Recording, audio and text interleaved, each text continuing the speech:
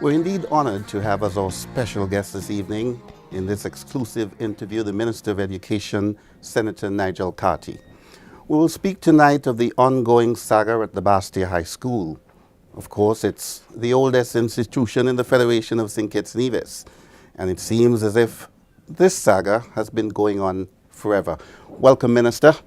Thank you very much, Mr. Manners. And could you tell us about the genesis of what we've seen over the last 2.5 years, nearly 3 years at the Basseterre High School? I must say to you that this has indeed been a long journey for all of us at the Basseterre High School, those of us in the ministry, and of course parents and students who are all part of the Basseterre High School family. I think we began to see these issues surfacing in late 2011.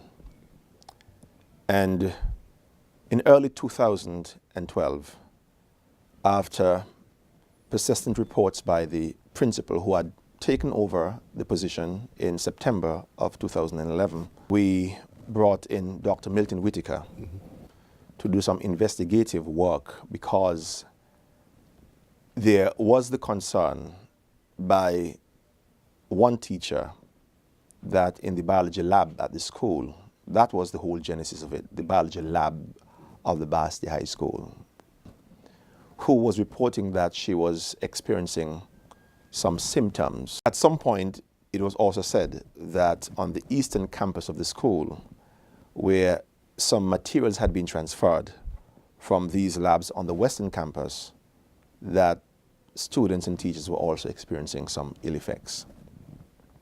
Of course, we were very concerned, which is why we brought in Dr. Milton Whitaker. We were hearing that there was something of the sort of radioactivity, radioactive contamination. We couldn't imagine that at a high school you would have such a thing, but nonetheless we thought we would take all the precaution, and so we brought in Dr. Milton Whitaker, who did some investigation. He looked at the labs. He indicated that there was no radioactive contamination at all, that consequent upon the labs being closed, they were in a desperate state, needing to be upgraded and repaired. And he also concluded that some of the effects that had been reported could have been as a result of people's dissatisfaction with their working environment. And of course, there was work to be done at the school. Sometime during that same year, after there was, as it were, continuing doubts about the conclusiveness of the report, we met with the staff of the Basseterre High School to explain that as a consequence of our concern, our ongoing concern, we would want to mobilize CARIRI, the Caribbean Industrial Research Institute, out of Trinidad and Tobago. We had been given that recommendation by, I think, Ross University, because we were seeking support from every place to be able to attempt to uncover and rectify whatever problem there might have been. I was very disturbed, of course, that having met with the staff on the 8th of November and promising to mobilize CARIRI around the 18th or 19th of November, that upon the chief education officers trying to inform the principal of the school, the management of the school, that CARIRI would be in not on that Friday, but in fact the Monday of the following week, that in her failure to make contact with the principal the weekend before CARIRI was due to come in on the Monday, that the principal, the management of the school, had met with the union the same day or the day before CARIRI were due to come in. And there was, as a consequence of that, strike action being taken. We couldn't understand. There had been no engagement of the ministry by the union. And we thought that surely there must be a way for us to communicate, to work out our differences, to plot a path that would be in the best interest of the teachers and students of the Basseterre High School. Nonetheless, Carty came the following day, Tuesday I think, and conducted an assessment. At the end of that assessment, the day that they were here, there was a debriefing session that involved all of the stakeholders. We had the PTA, the teachers union, management of the school, and that debriefing took place at NEMA. And subsequent to that, we had a report furnished by Carty, which we received early in January, late December, early January. To approach this process in a very transparent way, we established a committee that was headed by Bounds and Williams that was mandated with the responsibility of going through the report, because we certainly in the ministry did not want to make pronouncements as to what the report was saying. So this committee, we found, was important in creating the transparency that was required in that particular instance. The committee recommended that as a consequence, or because the organization out of Trinidad had identified mold in those labs that had been closed for some time, we should make the eastern campus of the school available to the students and teachers, and that we should start work immediately to comprehensively renovate and repair the western campus of the school, and that we set out to do. So what did we do?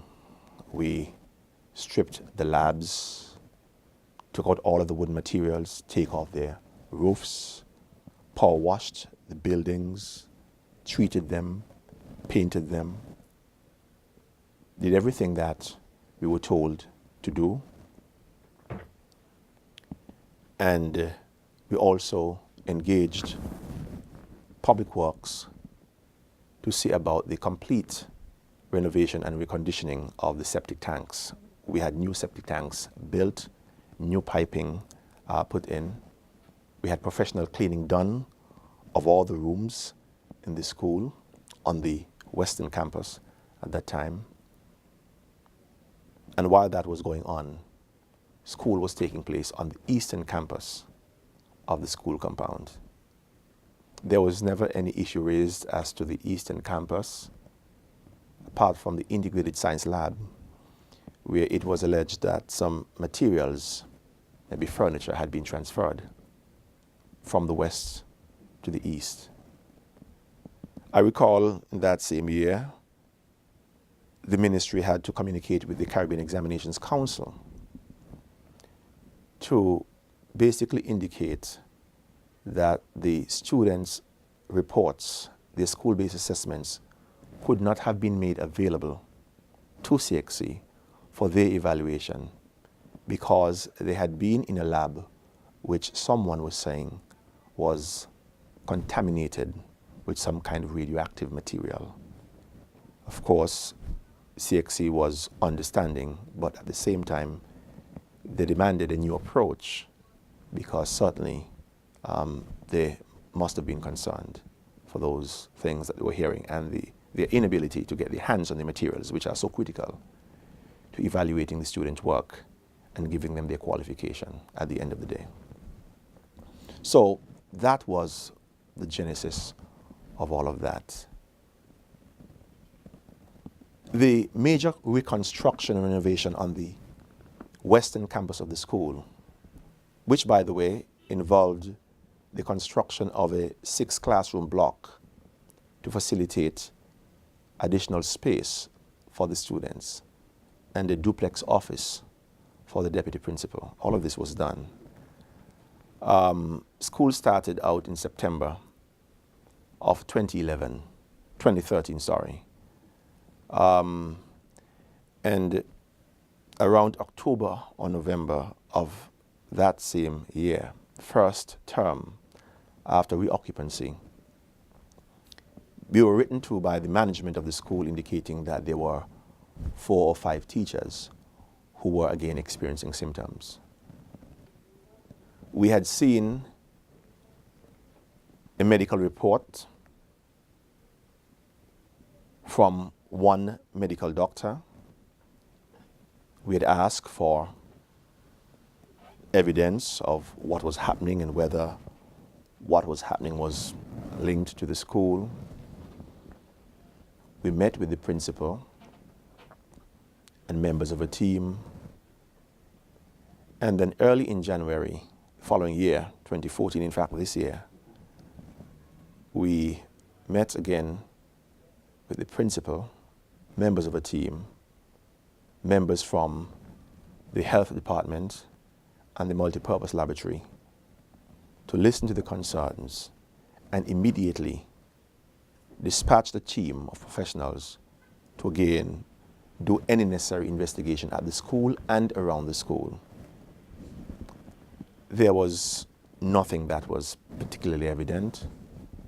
We were hearing that there might have been installations around the school whose practices could have been creating some discomfort for the teachers and students. When that was investigated, that was not the case. That was checked and rechecked, but that was never the case. Because of the continuing concerns, we again brought Kariri back to St. Kitts to do an investigation, but this time their investigation was preceded by what we called a pre-assignment interface with the school, because we were being told that for some reason Kariri didn't really get a chance to hear the views of the teachers and parents and so forth. So before their full return to assess and evaluate, we thought to build confidence, trust, transparency, we invited Kariri back simply to interface and have a conversation so that they could return, formulate their plan and strategy based upon what they would have heard, and come back to do their assessment. It was during that pre-assignment engagement or interface that, as it were, things broke down. Because even before any testing was done, there were conversations that were held that suggested that the school was unsafe, and there was a refusal on the part of some teachers to work at the school. And we of course, tried to accommodate.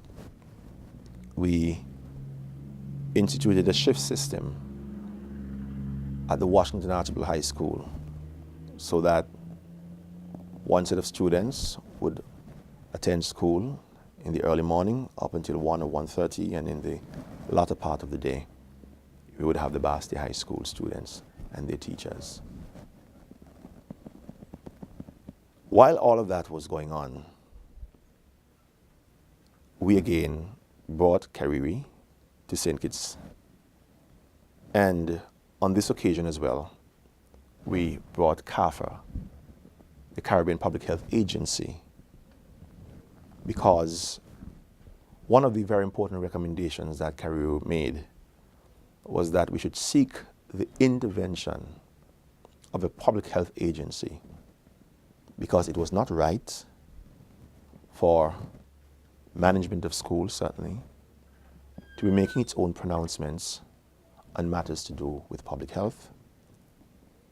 I think that there was some concern among some of these stakeholder groups as to the approach that was being taken. So we were very happy when that recommendation was made for CAFA to become involved, the regional organization to become involved, to assist us in working through these matters. We got a report from CAFA, we got a report from Kariri, making a number of recommendations dealing with improvement in communication, for example, making sure that there were new standards for operating in the labs at the school, a chemical hygiene plan, maintenance plan, and certain specific things with respect to sealing roofs, making sure that vents and toilets were properly repaired, etc., guttering on buildings, and that kind of thing, and cleaning where that needed to be done. There were altogether about 65 recommendations. And coming out of those recommendations, we put together a stakeholder group where the management of the school, the Parent Teachers Association, the Teachers Union, officials from the Ministries of Education, of Health, and of Public Works would meet on a weekly basis, and sometimes more often, to discuss the issues, to oversee the implementation of all of the recommendations in a way that was transparent to all. I found that that was very helpful. As we went along, the school made numerous recommendations. We acceded to their requests for a variety of things, improving here, improving there, providing materials here, providing materials there, all in the process of building trust and camaraderie and making sure that we would build a common vision for the operation of the school. And thank goodness, by the end of the summer vacation, we were able to complete the implementation of those recommendations. So we brought CAFA back, as promised, to do an evaluation of the work that had been done. And I'm sure that members of the public would remember a press conference that was held jointly by the Ministry of Education and CAFA, in which the CAFA officials were able to indicate to the public that they were satisfied with the implementation of the recommendations. You've given a very in-depth report. You've chronicled very well what has gone on over 2.5 years. And it appears to me, and I'm sure to the viewers or listeners, that as a responsible government, you have done all that you've been asked to do. First, the local level with Dr. Milton Whitaker, multiple visits from Kariri, multiple visits from CAFA. Why are we still talking about Basseterre High School and the ongoing saga 22nd of October 2014? We're here talking about this matter, Mr. Manners, because the government continues to respond to concerns which continue to be raised by management and staff and some parents of students at the school. We reopened school in September of 2014, having covered all of our bases, but being mindful that Basseterre High School, like any other school, is not a perfect environment. In our homes, in our public institutions, in our communities, we can all see things that are not perfect, but we believe that Basseterre High School is an adequate environment in which teachers could work and students could learn. And so, after the reoccupancy of school, there were concerns coming forward. In fact, CAFA did mention in his report that upon the reopening of school, there would be a report of symptoms, because the environment in which we are working would suggest that that would happen. Let me explain what I mean by that. CAFA reported that from its own analysis of the results of reports from students and teachers, there was a heightening of the reporting of symptoms by teachers and students around the time that there was a lot of public conversation about the Basseterre High School. And they have indicated that when people are working or are existing in an environment where there is heightened sensitivity, there will continue to be reporting of this kind.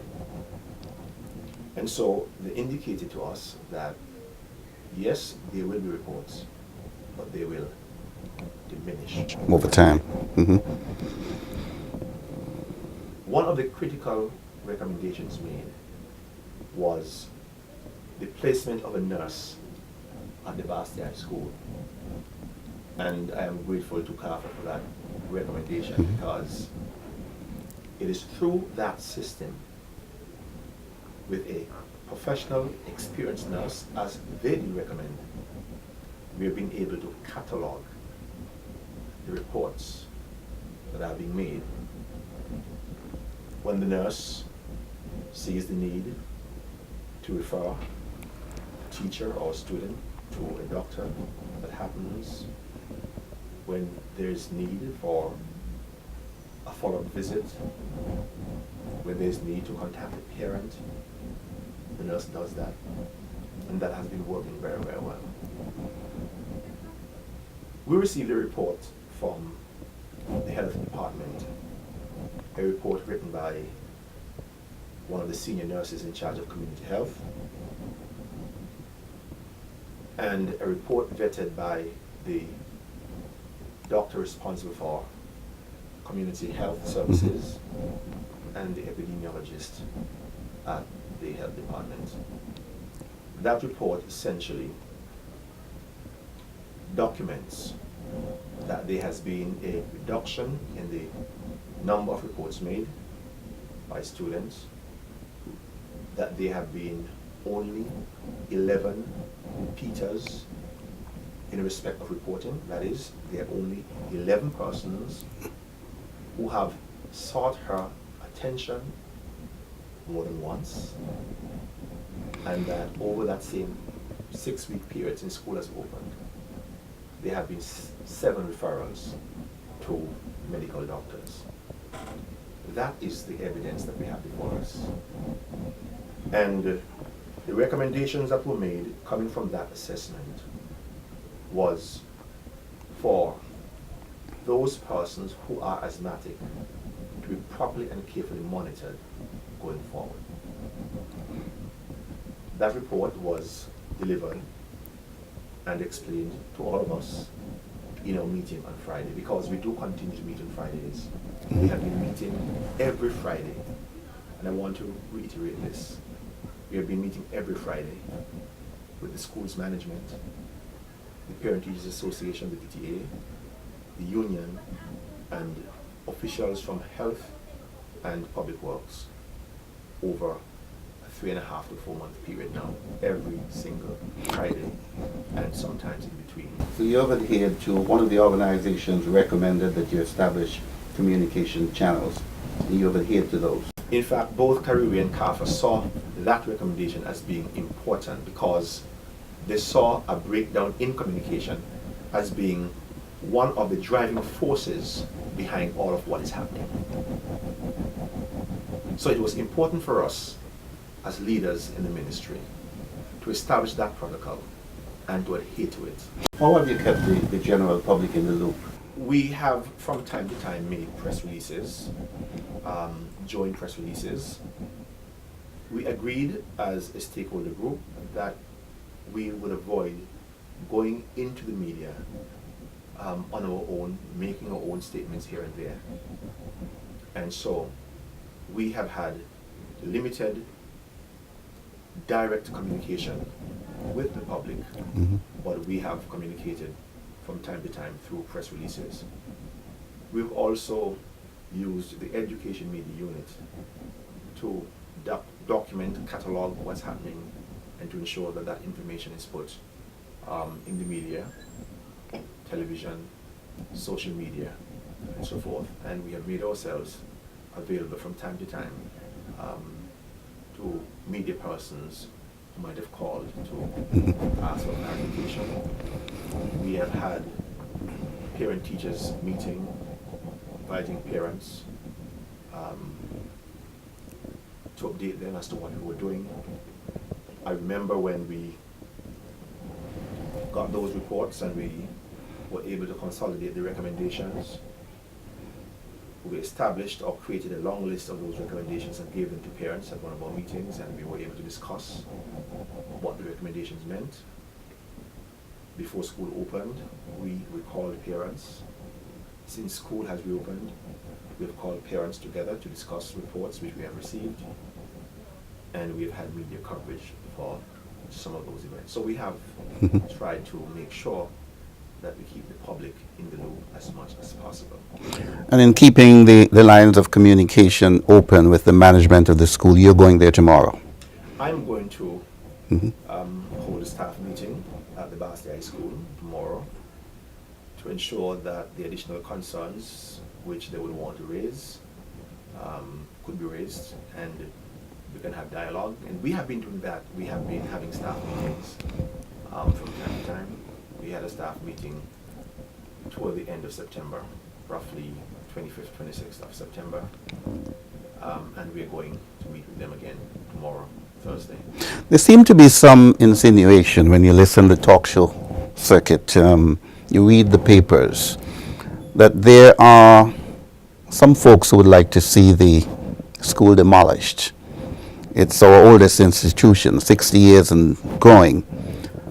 What would that mean, and what impact do you think that would have if that end were achieved for the school to be demolished?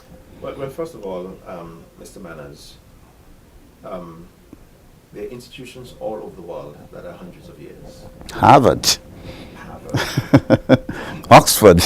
But one would say the issue here has to be the issue of making sure that there's proper maintenance for institutions. For me, I work with the public health officials, the environmental specialists, the engineers who we recommend. As Minister of Information, my responsibility is to listen not just to what the management of the school wants or says, but to ensure that there's independent advice and expertise brought to bear on this current situation. I have not had anybody from Kafa to Kariri to any engineer express such a concern that the school needs to be broken down. I know that this is a notion that has been peddled from day one by one or two persons, and I can name them, but I won't. But we continue to work with the advice of our public health agencies, locally and regionally. That is critically important for us. But to go on further, I believe that while we must show our utmost concern for the health and well-being of our students and teachers, we must be careful that we do not of our own volition and of our own will and through our own advice, as limited as we are, as persons who do not operate in that sphere, take action simply because we feel a particular way about what needs to happen. I feel a certain way about what needs to happen, but I don't guide my actions by my own thoughts. It seems like the sensible thing to do. I believe that we need to be guided by public health officials. And one of the difficulties we've had, to be honest, Mr. Manners, is that whenever we've had advice from public health agencies locally and regionally and other experts like Kariri, there are always some persons who make an effort to undermine these institutions, seem not to be able to express and use reasoned judgment. And sometimes I wonder why that is the case. I'm still trying to wrap my head around it. But I must go back to our meeting on Friday, when the public health officials took us through, walked us through their report, and basically indicated that there was a need for us to look systematically and more closely at those persons at the school who are asthmatic. I believe that that should be implemented as soon as possible. And we're working with Dr. Warren and other persons to ensure that that is put in place. We've asked the school to put the names of the students and teachers who are in such a category together, so that that situation can be brought under active and close management. School is, as I said earlier, 60 years and more. There are some lessons learned, aren't there, in terms of maintenance of our public facilities? Of course.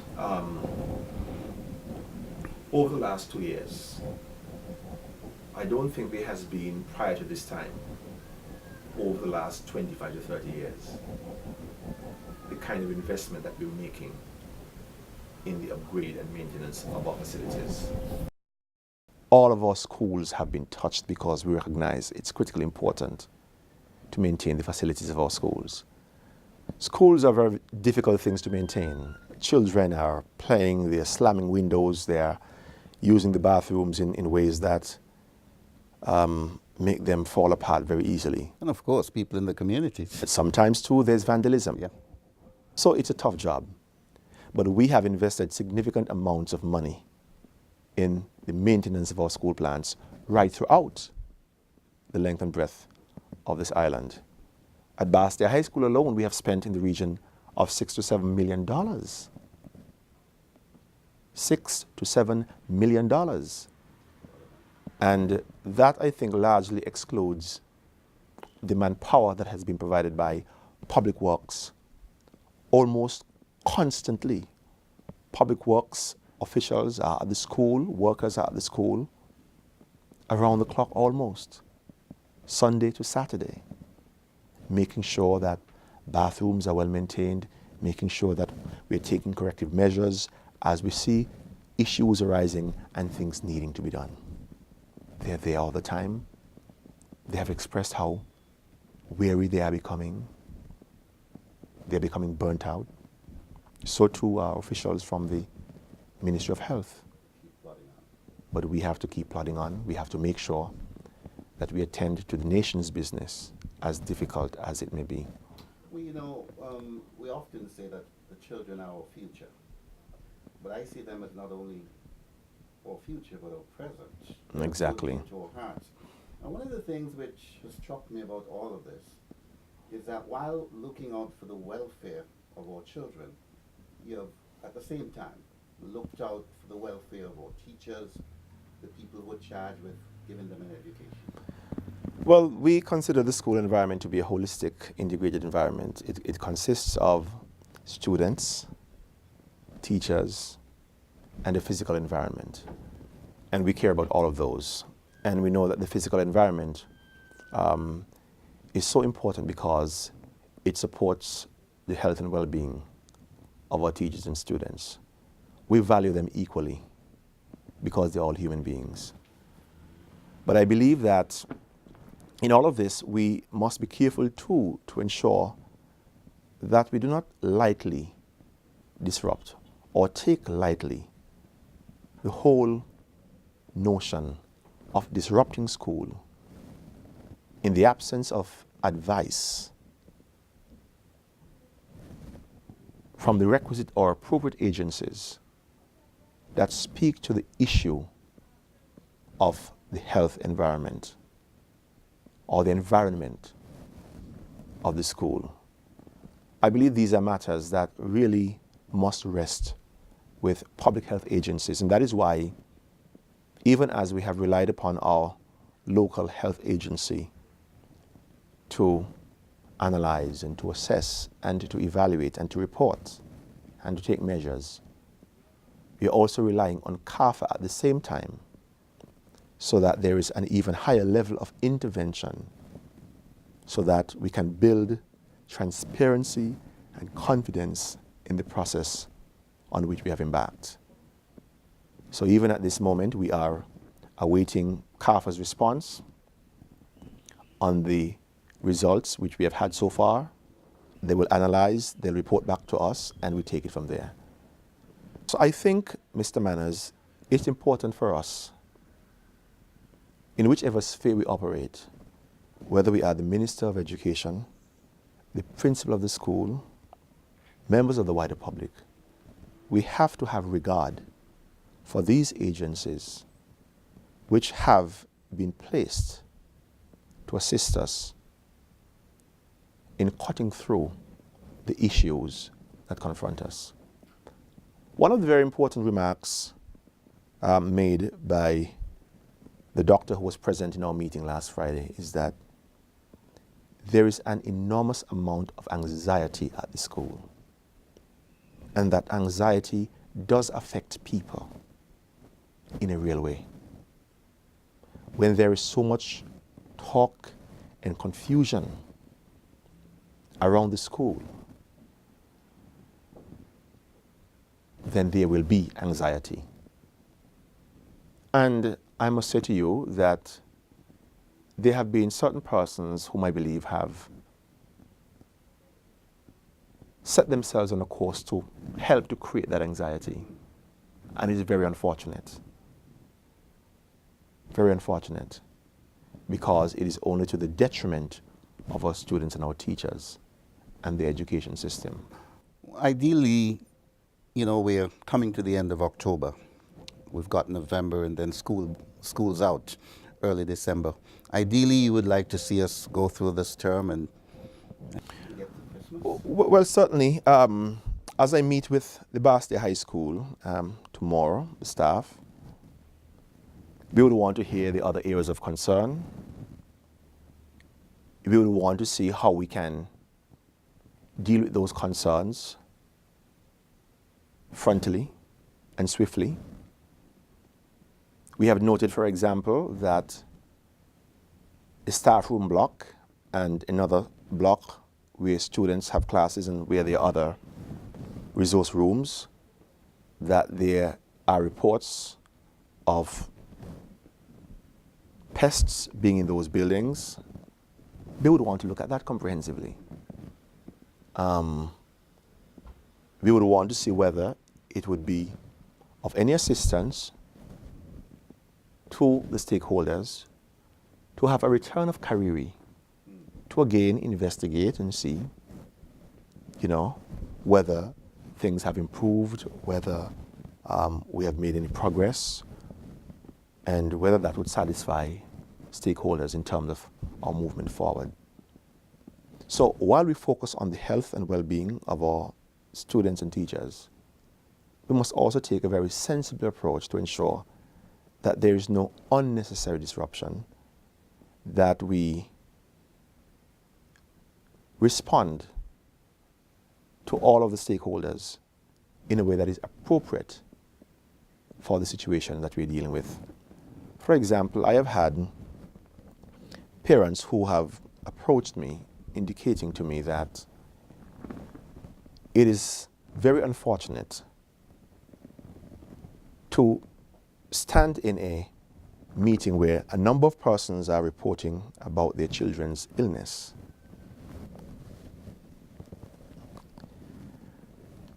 All of whom, or most of whom, are documenting that their children have problems with asthma, on one hand, and on the other hand, having the vast majority of the students and their parents willing to continue school at the Basseterre High School, but being pushed in a particular direction without a sufficient basis from a medical standpoint, from an environmental health science standpoint, to guide our actions forward. So again, I believe that in these trying times when there is so much happening, when there is so much uncertainty, when there is so much in people's minds, when people could be impacted by so many things, anxiety, their own illnesses, their own home environments, it is very important that we work with public health agencies to guide our way forward. I can't take a decision to close a school based upon school management saying to me that it should be done. when, based upon CAFA's advice, we've put a nurse at the school. That system has been working over the last 5 to 6 weeks. Those reports have been analyzed by public health officials who are indicating systematically what is happening and what ought to happen going forward.